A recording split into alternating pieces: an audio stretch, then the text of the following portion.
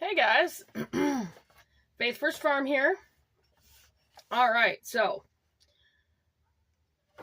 I do have to work today, but it's not until later. So I decided I was going to work on a recipe book that I started for a friend, for my friend Amy. Oh, I shouldn't have said that. For a friend. She'll forget. Anyway, and I decided, you know what, I'm going to go ahead and work on a video. But I think I might do 2 or 3. Because I think they're going to be fairly small. And the last one did so well out of the self-sufficient backyard that I'm going to go ahead. I'm going to do another one out of here. I'm going to finish chapter 1. And this is called A Time for a Change, A Move to the Wilderness. Excuse me. I'm going to show you the pictures in here. This is the guy. And this is a float plane access to Hockley Lake. Right there. The main experience was a confidence booster and a nice change of pace. But eventually there came a time when we were ready for a new adventure. We're not antisocial by any means, but we enjoy the peace and quiet and don't feel the need to be constantly surrounded by people in the same way. So the obvious next stop was to go where there were no people. Northern Saskatchewan, Beacon, blah, blah, blah. Saskatchewan. Can you imagine living on a remote lake surrounded by virgin forest, accessible only by float plane? No, I cannot. We did that. We became modern pioneers, much like those that traveled by wagon trains, heading to the western United States and Canada to clear and settle a new land. What an honor and privilege it was to call the wilderness home for 17 years. When we lived there, we wouldn't see another human for 6 months at a time. Every 6 months, we came up for supplies, shopping, our mail, and took care of any appointments. I did a much better job constructing our home in the bush. I came up with a design I've never seen before. My design eliminated most of the thermal bridges from studs, and with a fully taped vapor barrier, created a 10-inch thick wall that was super insulated. That house had no problem dealing with minus 57 degrees, which was the coldest temperature we ever had to deal with. Not only that, but we had hot and cold running water with a shower, real kitchen with wall and base cabinets and countertop, colored TV with satellite internet, 2 chest freezers, electric refrigerator and freezer, lights like a normal house, and a moderate-sized solar array with a wind turbine. We had come a long way from the Spartan living in the Maine days. Living 100 miles from civilization sure gives new meaning to relying on oneself. I respectfully suggest that the overall goal and encompassing prize for all of us is to simply become as self-reliant as possible. And that's our goal as Faith First Farm.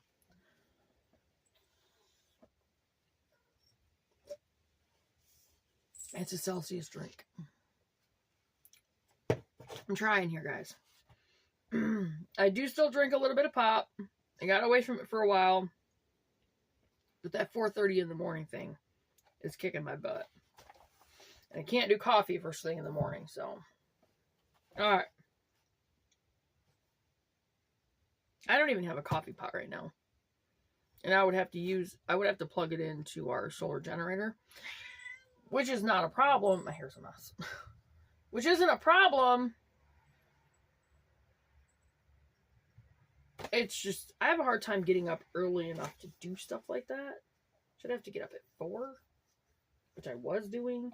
I don't know. That early in the morning thing is, yeah, it's kicking my butt. In my mind, we then automatically cover all the possible scenarios without having the need for a separate plan for every conceivable situation. A large part of being self-reliant is having the confidence, knowledge, and skills to assess and adapt to situations as they develop. And this is how I'm trying to grow us as Faith First Farm and Homestead. And I need to get back into doing a lot more research. We've been so busy trying to fix everything here, and yeah. I mean, this property is a mess. I mean, you guys saw it on the videos. I mean, it's getting a little better. I did clear out 2 garden beds. I cleared out the rhubarb patch and my cinder block garden bed that I built last year. The year, probably it was 2022. Was that spring? Before we left. I did clear that out. I made a compost pile in front of Tim's trailer. I don't care. He can, whatever. I don't care. I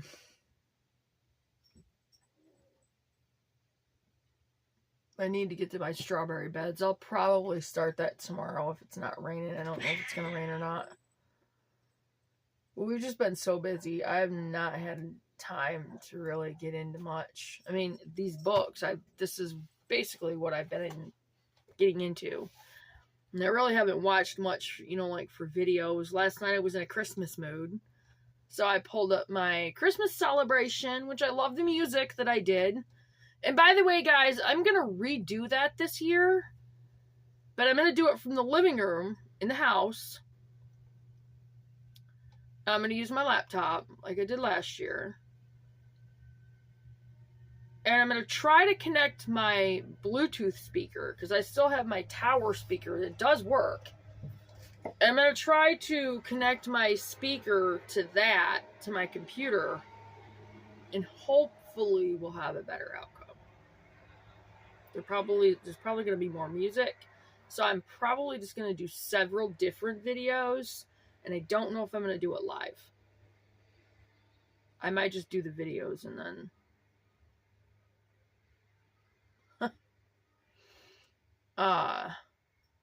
just put them up instead of doing it live. I don't know, we'll see. I don't know. I have no idea what my schedule is going to be like at that point, but anyway, I'm trying to get back into like research. I mean, that's part of, these videos, besides getting information out and, getting stuff out for you guys. See the little owl? I found that. My brother painted those for my grandma. There's another one. I haven't found it yet. It's so cute. Cute little owls. Sorry. See, I distract myself. Anyway, so, I mean, that's one of the other reasons why I'm getting into doing the videos with these books, because research. And I have a lot more books to use now. I have magazines. I brought all the magazines that I got down there. So I still have those. And I'm still going to be doing those videos and that kind of thing. But I have I have all my books now too, so. But I thought these books are so important, and you guys will see why. I mean, obviously you guys are starting to understand a little bit of why, just for the, how popular the last video was, like how many views, because it's gotten a lot of views, and I'm really glad that you guys are watching these videos, because they're important. They really are. And especially this one, I'm going to start doing videos out of here today as well. I don't know if I'll get them all uploaded today. We'll see. Like I said, I have to work tonight from 4:30 to 8:30, but we'll see. Anyway, pick up where I left off here. A large part of being... Okay, I already read that. If you have the knowledge and confidence to rely on yourself, regardless of what the world throws your way, you've upped your chances of coming out of it in reasonable shape. And again, that's our goal. One of our goals is faith first. But I've got to get the property to where we can do that. Where we can have our gardens, we can have our animals, our chickens, our goats, our ducks, feeder pigs. I'm hoping to be able to get those I mean, I know it would be a lot, but I'm actually kind of hoping we can get all our animals this next spring. So we have a lot of building to do. We have a lot of fencing to do. I have to put the fence up, and I decided instead of around the 3 acres, I'm doing the 5. Because there are too many people that keep trying to come onto this property, and they better quit. Because they're going to end up having a nasty surprise they don't want. So, no, I'm not threatening anything. Except for them being hauled away to jail. But, anyway. And I keep being contacted by Tim.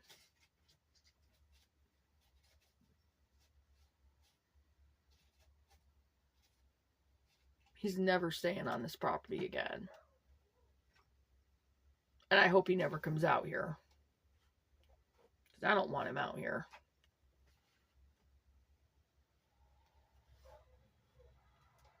And I don't believe it was everyone else that destroyed stuff. And I'm pretty sure he's one of the ones that dug up the cherry trees. I did tell Elaine about that. She's so mad. Anyway, I'm not going to be vengeful. I'm still going to pray for his salvation.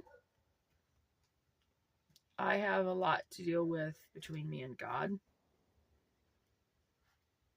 And I have to be able to forgive myself. And it's not easy. Anyway, sorry. Again, I distract myself, guys. Another word we might throw into the mix is self-sufficiency. Yeah, you guys have heard that term before. As homesteaders, off-gridders, and preppers, it's important to understand total self-sufficiency is unattainable. I don't believe that. Sorry, Elaine texted, but mission impossible. I don't believe that. Because it's going to come down to a point where we're going to have to be to survive. So if we put ourselves in that scenario in our minds and work with everything we're doing to be there, then yes, it's attainable. So I don't agree with that. He says there's no such thing. I don't believe that. There is.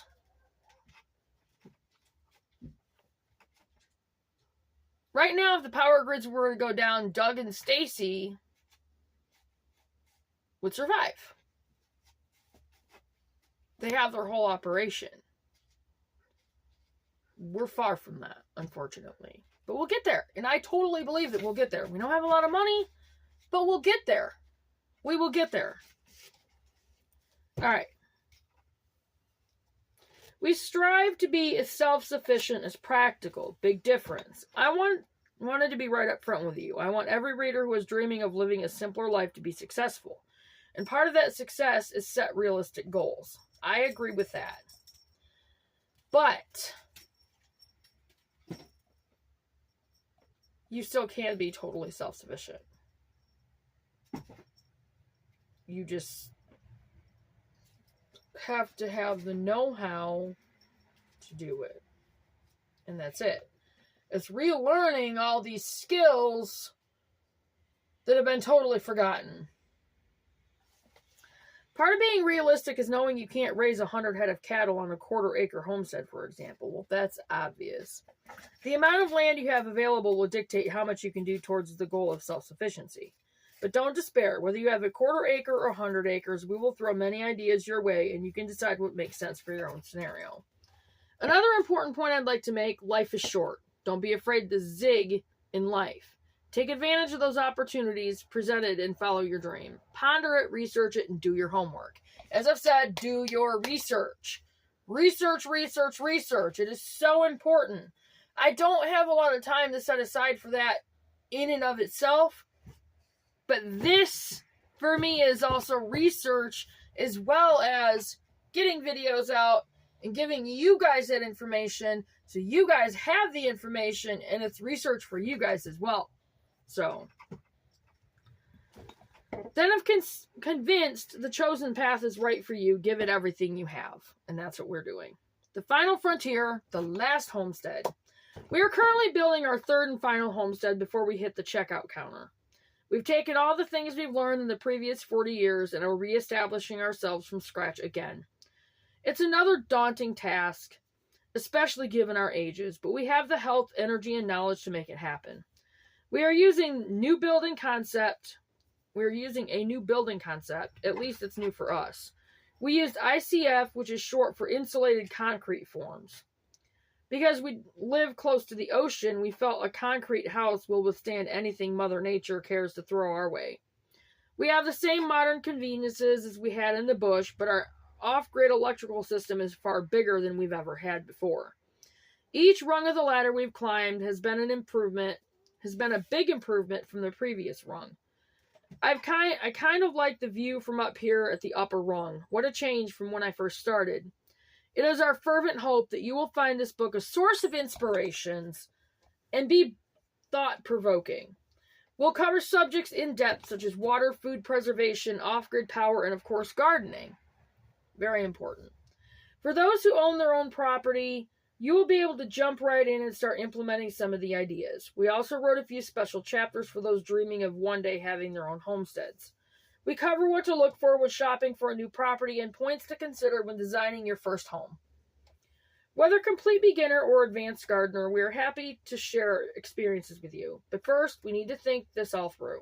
Start at square one and come up with a game plan. And that's exactly what I've done.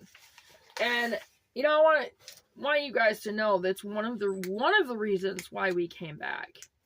Because there just isn't the money to try to put into a new property. And I had to be realistic about that.